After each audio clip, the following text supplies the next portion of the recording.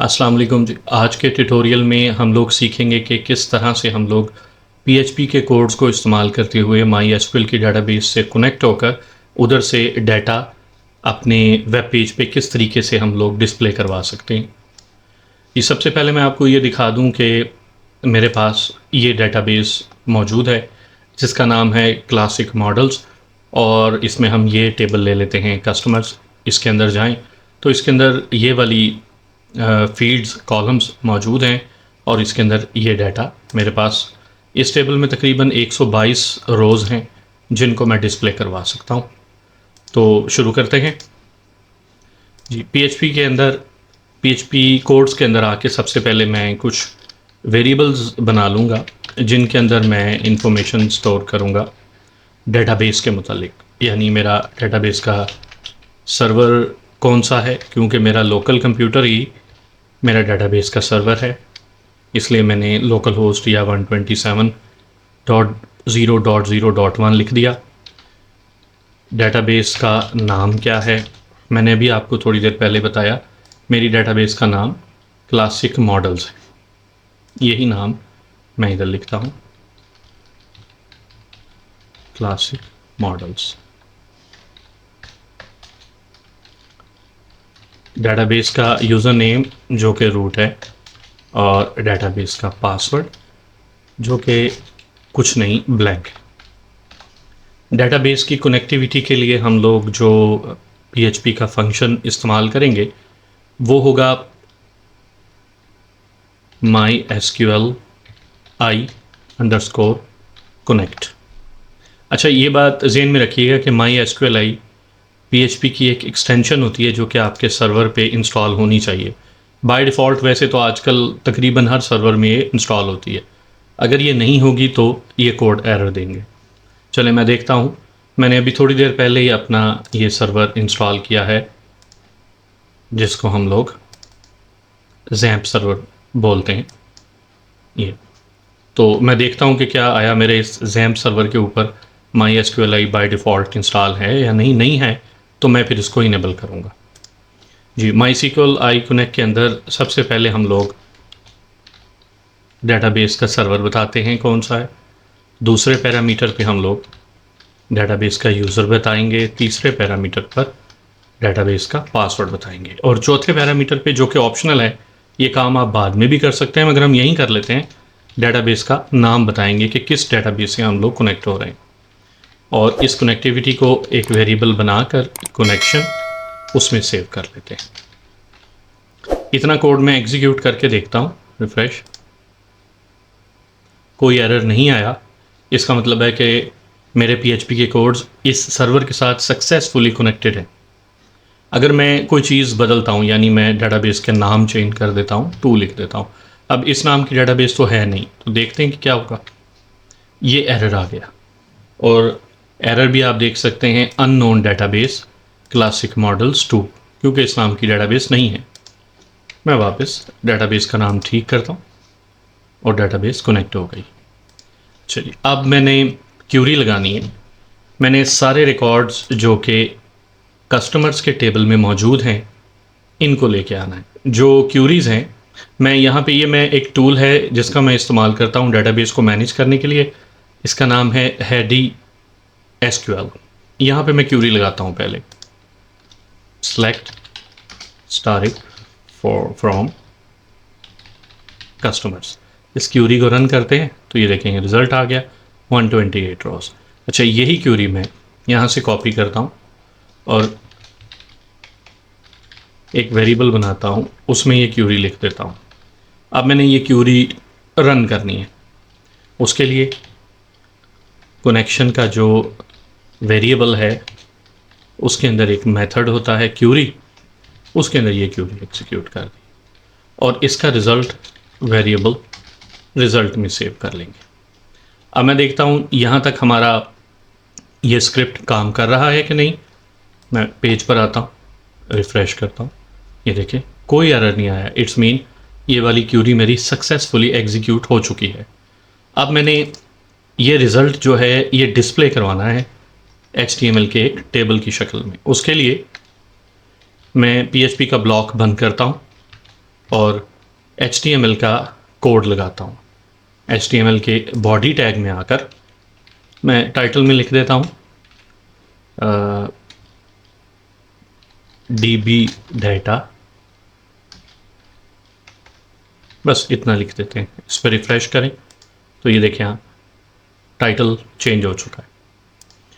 यहाँ पे मैं HTML का टेबल बनाता हूँ। अब यहाँ पे मैं PHP का ब्लॉग स्टार्ट करके, क्योंकि मैंने अब यहाँ PHP की कोड्स की मदद से सारा रिकॉर्ड यहाँ पे डिस्प्ले करवाना है, उसके लिए हमें लूप लगाना होगा। हम वाइल लूप का इस्तेमाल करते हैं। वाइल लूप में एक एक रो मैं उठाता जाऊँगा। MySQLi _ fetch array, किसमें से, जो रिज़ल्ट ऊपर मैंने बनाया। अब ये वाइल वाला लूप जब तक चलता रहेगा जब तक सारी रोज़ यहाँ पर फैच नहीं हो जाती, और लूप के अंदर ये वेरिएबल रो अवेलेबल होगा और ये अरे की शक्ल में होगा। अब मैं इस अरे को इसके अंदर इस्तेमाल कर सकता हूँ। इको tr, मैं इसको थोड़ा सा आसान करता हूँ, इको /tr, ये टेबल रो, इसके अंदर मैंने td रो में से जो फर्स्ट कॉलम है मेरी डेटाबेस के टेबल का, कस्टमर नंबर, ये शो कराते हैं।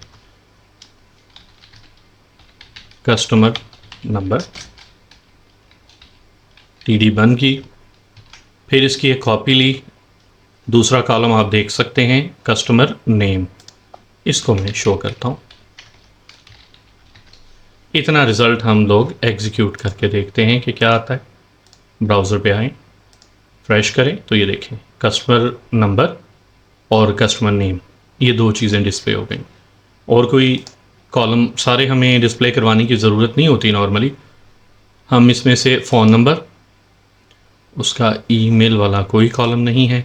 ये डेटाबेस मैंने इंटरनेट से डाउनलोड करके अपने पास इसका डाटा फैच किया था, इसलिए ये मैंने नहीं बनाई, इसलिए मुझे इसके कॉलम्स का नहीं पता।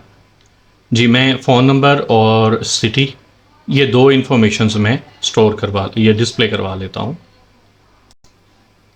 जी, इसके लिए मैं वापस PHP के कोड्स पे जाता हूँ, इसकी कॉपी लेता हूँ, फ़ोन, फिर कॉपी लेता हूँ सिटी, ये दो कॉलम मैंने डिस्प्ले करवाए। रिफ़्रेश करूँगा तो ये देखें। अच्छा, ऊपर मैं एक हेडिंग कॉलम, ये लूप से पहले टी हेड, और यहाँ पर हेडर में नंबर,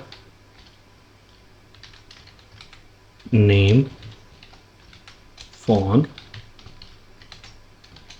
सिटी, ताकि देखने वालों को पता चल जाए कि कौन सा कॉलम किस मकसद के लिए है। अब मैं इसको थोड़ी सी CSS की मदद से फॉर्मेट्स इसके सेट कर देता हूँ। हेडर में आता हूँ, स्टाइल का टैग लगाया, table width 100%, TD border 1 pixel solid और ब्लैक कलर का बॉर्डर। देखते हैं कोई फ़र्क पड़ता है। जी, ये देखें काफ़ी बेहतर लग रहा है। अच्छा, ऊपर वाली रो में बॉर्डर नहीं लगे क्योंकि ऊपर वाली रो के अंदर मैंने TD नहीं TH इस्तेमाल किए थे, और TH को मैंने CSS का कोई रूल नहीं दिया। मैं चाहता हूँ कि सेम रूल TH को भी हो जाए। अब देखिए रिफ़्रेश तो आप देखेंगे कि TH में भी बॉर्डर्स लग गए। मैं चाहता हूँ इसका थोड़ा सा बैकग्राउंड कलर चेंज हो, मगर सिर्फ ऊपर वाली रो का, तो मैं इधर नहीं लगाऊंगा। मैं इसके लिए T head space TH mean T head के अंदर मौजूद जो TH हैं उनको background colour dark grey type जो है वो हम लगा देते हैं। रिफ़्रेश तो ये देखें, इस तरह आपने देखा कि हमने अपने मुकम्मल डेटाबेस की डाटा टेबल से कनेक्ट होकर हमने वहाँ से डाटा लाकर और अपनी वेबसाइट पे डिस्प्ले करवा दिया। अच्छा दोस्तों, यहाँ मैं आपको एक ज़रूरी बात बताता चलूँ कि आजकल के जदीद दौर में, जबकि 2023 का अक्टूबर चल रहा है, इतना नॉर्मल और सिंपल कोड नहीं लिखा जाता कि जिसमें आप एक डेवलपर को बहुत ज़्यादा मेहनत करनी पड़े। अब इस जदीद दौर में जब बहुत सारे फ्रेमवर्क्स जैसे लारावेल है, सिम्फनी है, इस तरह के फ्रेमवर्क्स आ चुके हैं। तो ये इस तरह का बेसिक लेवल का काम डेवलपर को नहीं करना पड़ता। मैंने तो चूँकि एक बिल्कुल बेसिक लेवल का ट्यूटोरियल टाइप बनाया है ताकि आप ये समझ सकें कि इसकी बेसिक्स क्या होती हैं और डेटाबेस से कनेक्ट करके डेटाबेस कैसे लाते हैं। इतना रॉ कोड नहीं लिखने की ज़रूरत पड़ती। मैं आपको अपनी अगली वीडियो में ये बताऊंगा कि यही काम हम लोग किस तरीके से किसी लाइब्रेरी को इस्तेमाल करते हुए हम लोग आसानी से ज़्यादा अच्छे तरीके से ज़्यादा फ़ीचर्स के साथ हम लोग कर सकते हैं। जैसे अगर मेरे पास फ़र्ज़ करें कि ये 220 नहीं 2,20,000 या करोड़ों में रिकॉर्ड्स होते, तो आप अपने एक पेज पे इतने रिकॉर्ड्स डिस्प्ले नहीं कर सकते। फिर उसके लिए आपको पेजिनेशन करना पड़ती है। आपने अक्सर साइट्स पे या डाटा पे देखा होगा कि पेजिनेशंस नज़र आ रही होती हैं, लिंक्स के पेज नंबर 1, पेज नंबर 2। तो आप वहाँ पे अपना डाटा चेंज कर सकते हैं। क्लिक करें, पहले पेज पे आपको लेट्स सपोज 50 रिकॉर्ड्स डिस्प्ले हो जाएं, फिर आप बाकी के रिकॉर्ड्स पेजेस के हिसाब से डिवाइड करके, तो इस तरह आपकी वो एप्लीकेशन फास्ट भी चलती रहती है और डेटाबेस की कनेक्टिविटी, वो काम आप इन रॉ कोड्स की मदद से भी कर सकते हैं। मगर बेहतर है कि आप कोई डेटाबेस की लाइब्रेरी का इस्तेमाल करें। ये काम बहुत चुटकियों में, मिनटों में ये सारे काम हो जाते हैं। और नॉर्मली अब जो मैंने एप्लीकेशन लिखी तो मैंने तो सिर्फ एक पेज लिखा है पीएचपी का। नॉर्मली क्या होता है कि ये जो कोड्स हैं ये हम एक अलग फाइल में रख देते हैं, ये डेटाबेस की कनेक्टिविटी के कोड्स इतने, और फिर हम इसको कॉल कर लेते हैं बाकी तमाम फाइलों के हेडर के अंदर, ताकि हमें हर जगह जाकर डेटाबेस की कनेक्टिविटी के कोड्स देना ना पड़े। हम जस्ट एक जगह पे तब्दील करें और ऑटोमेटिकली पूरी एप्लीकेशन की डेटाबेस कनेक्टिविटी चेंज हो जाए। जैसे आप अपने कोडिंग के दौरान आप कुछ और यूज़र नेम पासवर्ड रखते हैं, जब आप इसको डिप्लॉय करेंगे प्रोडक्शन सर्वर के ऊपर तो डेफिनेटली वहाँ पे यूज़र नेम पासवर्ड ये नहीं होगा जो अभी आप यहाँ अपनी डेवलपमेंट के दौरान इस्तेमाल कर रहे हैं। तो वहाँ पे डेटाबेस का नाम भी ये नहीं होगा। तो जो सर्वर से आपको डेटाबेस की इन्फॉर्मेशन मिलेगी वो आपको यहाँ पे रिप्लेस करना होगी। उम्मीद है आपको ये डेटाबेस की कनेक्टिविटी और डाटा डिस्प्ले करवाने का सारा प्रोसीजर मेथड समझ आ गया होगा। जज़ाकल्लाह।